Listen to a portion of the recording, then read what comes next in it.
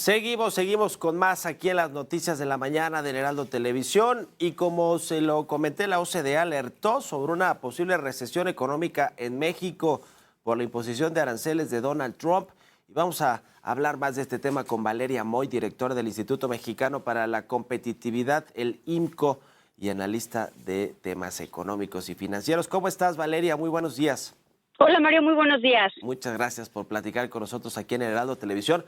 Pues a ver, la OCDE, ¿qué te parece este pronóstico? Es de los más bajos, ¿no?, que se tienen para el crecimiento económico de México, con o sin aranceles, porque sin aranceles de Trump estancados en el 2025 y con aranceles caeríamos 1.3%.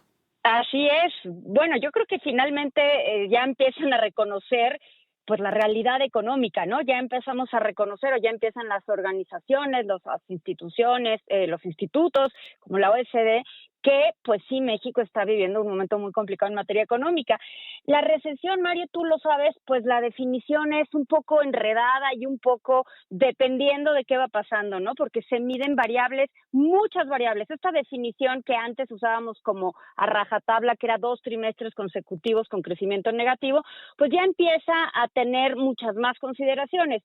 Pero lo que es un hecho, Mario, es que ya tuvimos un trimestre con crecimiento negativo, el último trimestre del año pasado, cuando la economía mexicana decreció 0.6%, y todo parece indicar que nos falta poquito para llegar a una recesión que ojalá sea ligera, pero no pinta para que sea ligera si vienen los aranceles en 15 días, me parece que es cuando entrarían en vigor. En efecto, la OECD está estimando que la economía mexicana caería 1.3%, ya es franca recesión este año, y una caída de 0.6 para el año que viene. Entonces, sí estamos hablando de una caída económica duradera, porque pensar en 2 años con crecimiento negativo es bastante negativo para la economía. Y bueno, el mejor escenario, Mario, así como bueno, y si no les ponen aranceles y si las cosas se acomodan, el crecimiento sería de 0.1%. El promedio de crecimiento que traen ahorita las encuestas de Citi, por ejemplo, es 0.8. Entonces, cuando estamos hablando ya de 0.1 de la OECD, pues estamos hablando ya de un franco crecimiento, pues nulo, más bien de un nulo crecimiento para la economía mexicana, ¿no? Ujú. ¿Qué es lo que está afectando más, Valeria Moy, actualmente a la economía mexicana? La desaceleración en Estados Unidos, la incertidumbre de los mercados financieros, la incertidumbre para la inversión privada, nacional y extranjera por las amenazas comerciales de Donald Trump. ¿Qué es lo que está generando una mayor expectativa de que no vamos a crecer o que vamos a caer en la economía este año? ¿Cuáles son los factores más relevantes?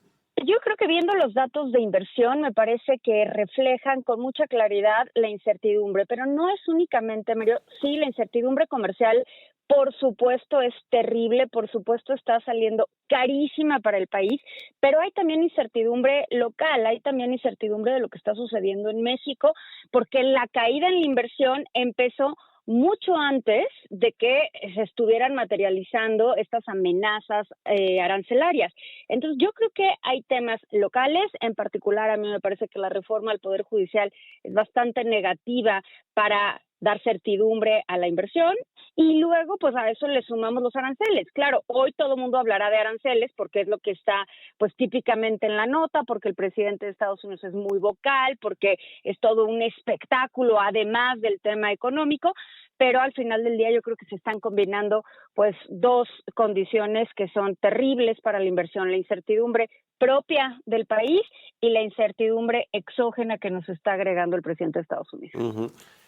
Si el próximo 2 de abril el presidente pone aranceles recíprocos a México y el mundo, con México no es gran cosa si no se considera el Tratado de Libre Comercio, el TEMEC, ¿qué perspectiva tendría la economía mexicana? Es decir, que se quedarían algunos aranceles como los del acero y el aluminio, probablemente a la industria automotriz y a lo mejor algún otro sector, y estos recíprocos a los que sí le ponemos arancel a algunos productos que intercambiamos o que nos envía Estados Unidos y nosotros le exportamos también. Pero más allá de eso, digamos, si sí queda fuera la mayoría del TEMEC, sería un mucho mejor mensaje, y hay posibilidades de que sí haya un crecimiento económico este año si se mejora, digamos, esa previsión de guerra comercial. Pues hay una expectativa de que mejore del menos 1.3 que trae la OSD, y la misma Ujú. OSD dice, bueno, a punto 1, o sea, tampoco es como, sí, desde luego no es la caída de menos 1.3, pero tampoco es como, wow, ya la economía mexicana va a crecer. Por supuesto que estos aranceles sí son muy dañinos para el país, no son poca cosa, o sea, más allá de que sean recíprocos y que le afecten a otras economías de forma mucho mayor que a la economía mexicana, la incertidumbre que meten en las reglas de comercio es brutal, porque además, pues se rompe, va a sonar como utópico, pero se rompe el espíritu del acuerdo comercial justo cuando estamos a punto de entrar a la renegociación o a la revisión. Entonces, sí cambia profundamente el ambiente. Puede ser que la economía mexicana llegue a crecer, qué bueno que llegue a crecer, aunque sea poquito, pero de cualquier manera no pinta para que vaya a ser un buen año en materia económica. Ujú. El tema del mercado interno, ¿cómo se ve, Valeria Moy, el consumo, el empleo, los datos, digamos, que nos darían fortaleza, porque es parte de lo que quiere hacer el gobierno mexicano, ¿no? Voltear a ver al mercado local, interno, el tema del Plan México, de que mucho que de lo que se produce se quede en el mercado local y que no necesariamente se busque el mercado exterior para poner esos productos fuera. En fin, eso tarda tiempo, claramente una estrategia de largo plazo, mediano, largo plazo, la del Plan México, pero el mercado interno con los datos, los indicadores que hoy tenemos, ¿qué tan sólido está para enfrentar una recesión económica? Con los indicadores que tenemos hoy, en este momento, no están muy sólidos. Cuando vemos los datos de creación de empleo formal, y nada más para tener como una referencia más clara en cuanto a tiempo, 2024 fue el peor año en materia de creación de empleo formal desde 2009. Claro, sin considerar el año de la pandemia, donde hubo una caída enorme de empleo. Si hablamos de consumo, el consumo se quedó prácticamente estancado durante 2024. Es más, cayó ligeramente, cayó 0.8%. La inversión durante todo 2024 cayó 4%. Entonces, no es que estemos como muy sólidos o muy fuertes para enfrentar una recesión. Vamos a ver, los datos que tenemos de inicio de año de 2025 tampoco muestran una enorme solidez, ¿no? Va despacito. Y el Plan México a mí me parece que tiene un potencial importante, pero el potencial solo se concreta, Mario, pues si se hacen cosas, ¿no? No únicamente diciendo que se va a fortalecer el mercado interno. Y, por ejemplo, uno de los mayores temas que tenemos hoy en día en México es la falta de energía eléctrica, la escasez de energía eléctrica que permita el crecimiento. Ya no estamos hablando de la energía eléctrica, evidentemente, de las casas, pero pues, por ejemplo, hablamos de estas inversiones de centros de datos que simplemente no se pueden concretar porque no se pueden conectar a la electricidad. Y pasa exactamente lo mismo con parques industriales que están en el centro y en el norte del país, que simplemente quieren operar, pero no tienen energía eléctrica para poder operar. Entonces, pues sí, me da mucho gusto que haya un Plan México. A mí sí me gustaría que el Plan México funcionara, que se fortaleciera desde luego el mercado interno. Por supuesto que sí, con cuidado. Yo creo que hay que no caer en las tentaciones de tratar de producir todo lo que nosotros no podemos producir, y ahí me parece Ujú. que para eso está el comercio. Pero pues una cosa son las buenas intenciones, Mario, y otra cosa es pues ponerse a hacer las cosas, como la parte de energía, porque sin energía no va a haber Plan México ni plan alguno que funcione. Ujú. Al secretario de Hacienda, Edgar Amador, ¿cómo lo ves? ¿Más sólido, más conectado con el resto del gabinete, con la presidenta Sheinbaum? ¿Le dejarán poner a sus funcionarios, cosa que no le permitieron a Rogelio Ramírez de la O, para poder diseñar una buena política económica? Tendrá que enviar pronto los precriterios de política económica del próximo año, es decir, los estimados de cuánto va a crecer la economía, cómo estarán las tasas de interés, la inflación, el tipo de cambio. ¿Cómo lo ves? ¿Con cuánto margen de maniobra ves a Edgar Amador, el nuevo secretario de Hacienda? Pues hay una cosa que me gusta mucho del nuevo secretario de Hacienda, que es que ya es gente de la presidenta.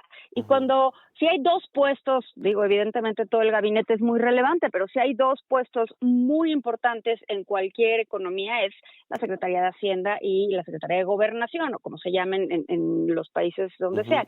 Ujú. Sí. Y no era Ramírez de la O, no era gente de Claudia Sheinbaum, no era una persona cercana a Claudia Sheinbaum, y esto a mí me parecía siempre pues como una piedrita, ¿no? Si vas a necesitar a alguien que maneje la cartera del país, pues ojalá que esa persona sea de tu propio equipo.